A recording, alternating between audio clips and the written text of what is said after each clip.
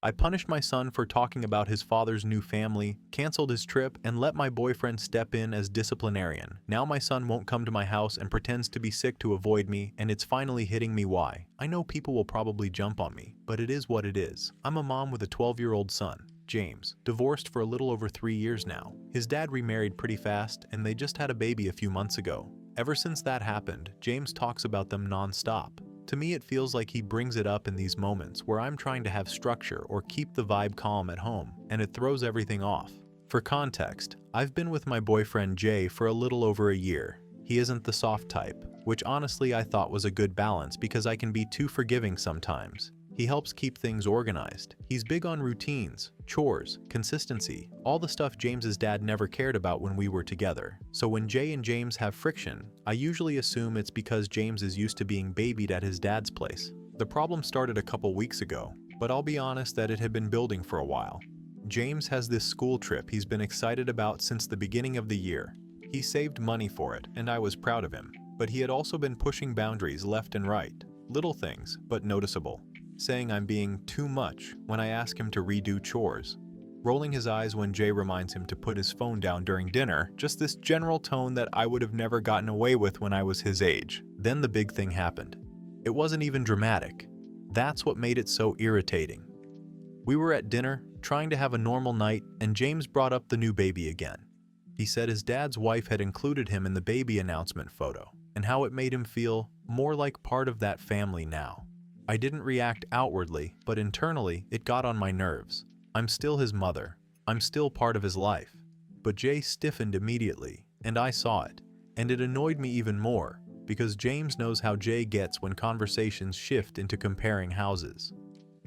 James must have picked up on that awkward silence because he added something about how his dad never talks to him the way Jay does. And that was the moment I felt disrespected. To me, it sounded like he was saying Jay is some bad guy we keep forcing into his life, like he was trying to make a point. I can't stand when kids try to make adults feel guilty on purpose. I grew up with that, and I promised myself I wouldn't tolerate it in my own home. So I made the decision that night to take the school trip away. I figured it was the only thing big enough to snap him out of whatever attitude he had been building. I wasn't screaming or anything. I just told him the trip was off and that he needed a week of tight structure until he remembered how to treat people in his own house. Jay agreed to handle most of the follow-through, because honestly, he's better at sticking to rules than I am. He kept James on a set schedule for everything: waking up, homework, chores, downtime. I didn't think it was extreme. I thought it was normal parenting, but James shut down over the next couple days. I mean, completely shut down. Barely talked to me, barely looked at me. If I asked him to do something, he did it. But he did it with this flat energy that almost felt intentional, like he was trying to make us feel guilty. At the same time, I was doing what I thought was right. I didn't want to cave just because he was sad. Kids get mad at consequences. That's part of life.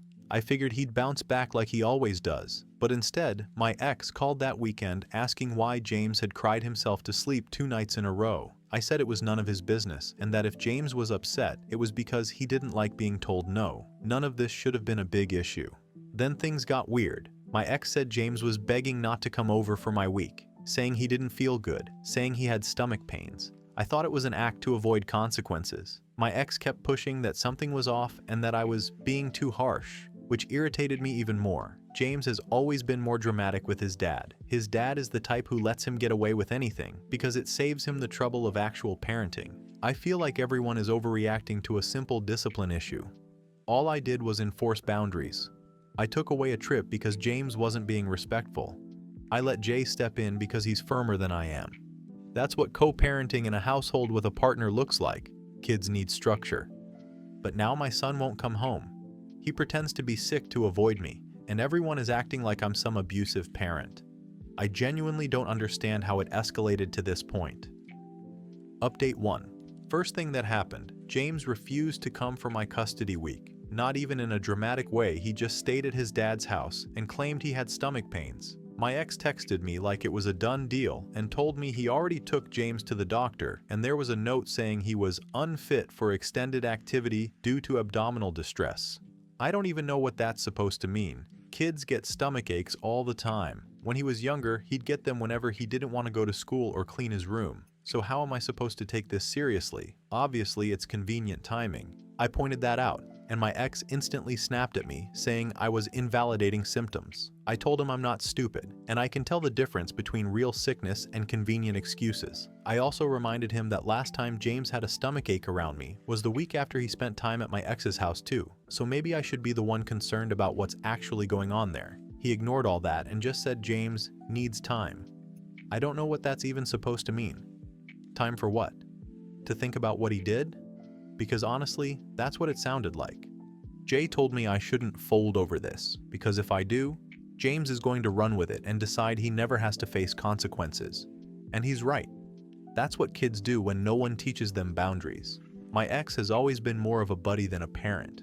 That's how we ended up in this dynamic in the first place, where I'm the strict one and he's the Disneyland dad. So when Jay said I should hold firm, that made sense to me. It's not about being harsh, it's about sticking to a rule we set. You don't reward avoidance. Then the school got involved, which honestly made everything 10 times worse. I got a call from his homeroom teacher saying James had a panic episode when they were talking about the upcoming parent-teacher meetings. Apparently, the teacher mentioned it would be good for both parents to come, and James told her he didn't want to go with me because he didn't want to be around Jay. I was caught completely off guard by that because James has never said anything like that to me. If he had a real issue with Jay, he could say it to my face. I'm not unreasonable. But he doesn't say anything. He just shuts down and acts like I'm supposed to read his mind.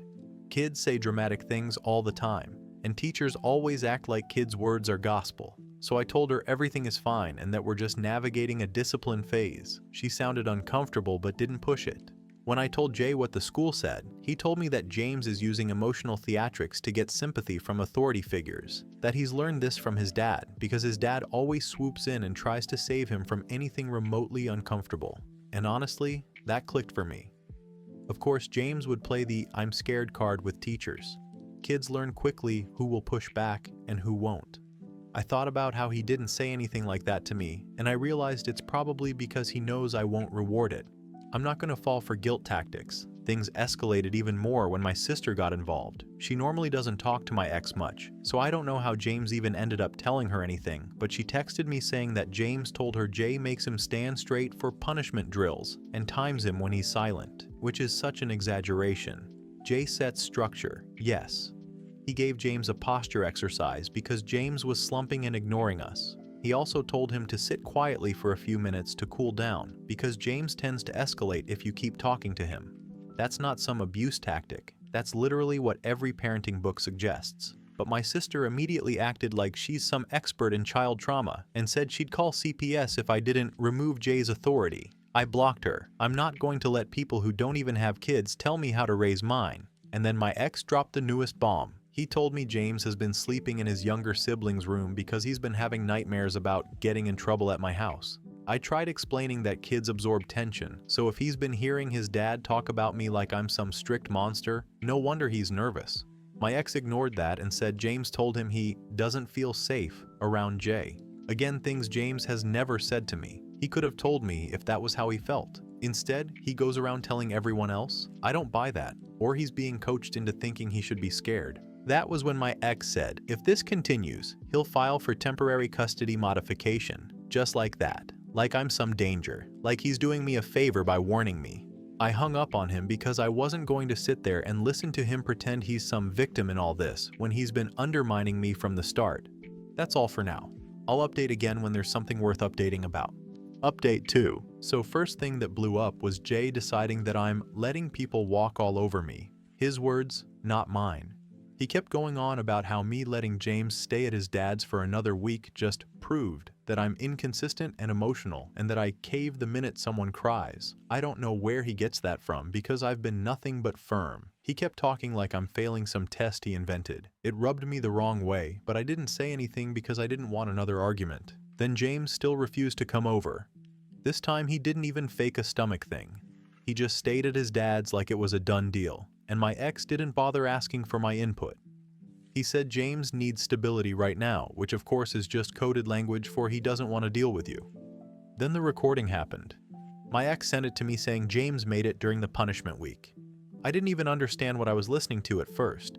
It was just Jay lecturing him about showing favoritism to his father's home and telling him he's focusing too much on his dad's new baby. And in the background you can hear me agreeing with him. I don't even remember half of that. It honestly didn't sound as dramatic as my ex tried to make it. It was blown out of proportion like everything else, but he acted like this was some damning evidence. He said James recorded it because he felt cornered, which, again, feels like a coached line. I told him it was out of context, but he replied saying there's no context where a grown man talking to a kid like that is okay. He framed it like I'm some reckless parent letting my boyfriend run the house. It's ridiculous. Nobody wants to admit that maybe James exaggerated to get sympathy. Kids do that all the time, especially when they know one parent will swoop in and rescue them. After I heard that recording, I'll admit I got irritated. I felt like everyone was making decisions about my kid without me, so I drove over to my ex's house. I didn't barge in or anything dramatic. I just wanted James to pack his things and come home. Simple. But the minute I got there, it went sideways. James basically locked himself in the bathroom the second he saw me. Wouldn't even look at me. My ex acted like he was terrified of me, which makes no sense. James has never acted scared of me a day in his life until all this started. I told my ex he wasn't going to keep my son from me. I said it in a normal tone. He twisted it like I was threatening him. He told me if I didn't leave, he'd call the police. Not because I did anything, but because he wanted to prove a point. He always does this thing where he pretends he's calm and reasonable while he works overtime to make me look unhinged. So I left, but I was furious. Update 3. So the mediation thing finally happened. My ex pushed for it, claiming it was the only way to move forward because James was not emotionally stable enough to talk to me directly. I honestly thought the whole thing was overkill, but I went anyway because I was tired of being painted as the unreasonable one. The second we sat down, I knew the whole meeting was already stacked against me. James wouldn't even look up. He kept staring at the table like he was waiting to get bad news. The mediator kept doing that slow, soft voice thing like she was talking to a traumatized child, which felt dramatic considering all that actually happened was discipline. I tried to explain that, but every time I spoke, she cut me off and said we needed to focus on James's feelings. It was pretty clear she wasn't interested in hearing any context from me. Then James finally talked, and honestly, half of what he said sounded like things my ex planted in his head. He said he didn't feel comfortable at my house. He said he felt like I didn't listen. He said Jay made him nervous. He said the house felt tense. He even said he thinks I get annoyed when he talks about his dad's new family. I couldn't stop myself from pointing out how weird it was that a 12-year-old suddenly had all these rehearsed-sounding statements right when my ex was pushing for custody changes. The mediator didn't like that and told me I was being defensive. Well, of course I'm defensive. Everyone keeps treating me like I abused the kid just because I canceled a trip and enforced rules. And the part that really annoyed me was when they brought up the recording again. The mediator looked at me like I should be ashamed. I said the same thing I've been saying: context matters. It wasn't some torture session. It was discipline. Kids don't enjoy discipline. That's normal, but everyone kept acting like Jay was running some military boot camp. James said he felt pressure and that the house didn't feel like home. I honestly don't know what else to call that except exaggeration. The mediator told me I was invalidating him. I told her I was correcting him. Apparently that's wrong now. Then Jay blew everything up. He wasn't even supposed to talk much in the meeting, but the second the mediator mentioned his role in the household, he jumped in and said James needed firmer boundaries and that the whole situation was happening because people give in to emotional manipulation. He said it like everyone else in the room was clueless. The mediator asked him to step outside. He didn't take it well. He walked out of the building, came back to grab his keys, and left without saying anything. My ex gave me that smug "see" look, which only made the whole situation more irritating. After Jay stormed off, the meeting shifted. The mediator basically said that unless I put some distance between my parenting and Jay, things were going to get more complicated. My ex jumped in and said he wasn't going to keep sending James to a place where he felt unsafe. He brought up court paperwork he already had prepared. I told him he was being dramatic. He told me he wasn't risking his son's mental health for my relationship choices. By that point, I was tired, embarrassed, and annoyed. I felt like every person in that room had already made their mind up before I even walked in. James wouldn't even look at me when we were leaving. He stuck close to his dad like I was some stranger he didn't want to stand near. That part actually hit me harder than I want to admit, but I'm still not convinced his reactions weren't influenced by everything my ex has been feeding him. Now my ex says he's filing for temporary custody. The mediator wrote some report I haven't seen yet, but based on how she looked at me, I doubt it's in my favor. Jay hasn't come home either. He texted saying he didn't like being undermined and that he needed space. I honestly don't even have the energy to care. Final update. Jay got more irritated every time James refused to come for my weeks, and he kept insisting that if I didn't take control now, I was going to lose him completely. I kept trying to convince myself he was right, that all the panic and withdrawal was just James pushing limits. But honestly, deep down, I already knew I didn't have any grip on the situation anymore. About a week later, Jay basically gave me an ultimatum. He said he was tired of looking like the bad guy, and that I needed to prove to my ex, to my family, and to James that the whole thing had been exaggerated. He didn't say it in a dramatic way. It was more like he expected me to choose him by default. I didn't answer him right away, and I guess that was enough for him to decide he was done. When I came home from work the next day, he had taken most of his stuff and left a short message saying this wasn't the kind of relationship he signed up for. I wish I could say I felt relieved, or angry, or anything clear, but mostly, I just felt stupid. I kept telling myself he was helping me with structure, and I didn't want to look weak, and now I'm realizing I let someone else take control of something that was supposed to be between me and my kid. I can't blame him for leaving, but I also can't pretend he didn't add fuel to a situation I wasn't handling well in the first place. Then the custody motion went through. My ex filed for temporary modification, and the court actually granted it. I lost majority custody for now, and I was put on supervised visits until further review. That shocked me a lot more than I expected. I honestly didn't think it would go that far. I kept thinking the court would see this as normal parenting disagreements. But the mediator report didn't help me at all, and the recording my ex submitted made everything look worse than I thought it did. Not because anything was twisted, but because hearing it from the outside made me realize how checked out I sounded.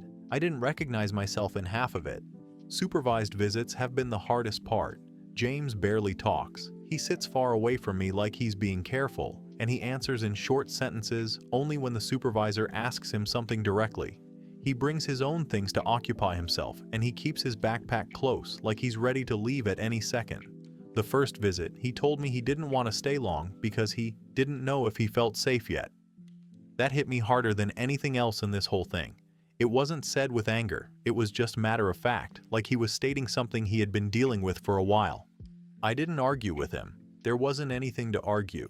Hearing that from my own son made everything I'd been defending fall apart all at once. My ex isn't rubbing anything in. If anything, he's being more neutral than I deserve. He told me they're not keeping James from me, but they're not going to push him either. It's on me to rebuild whatever I damaged, and that's not something I can force through punishment or structure. I know that now in a way I didn't before. That's pretty much it. I'm not looking for validation or judgment at this point. I just want to keep moving towards something healthier, even if it takes a long time for him to meet me there.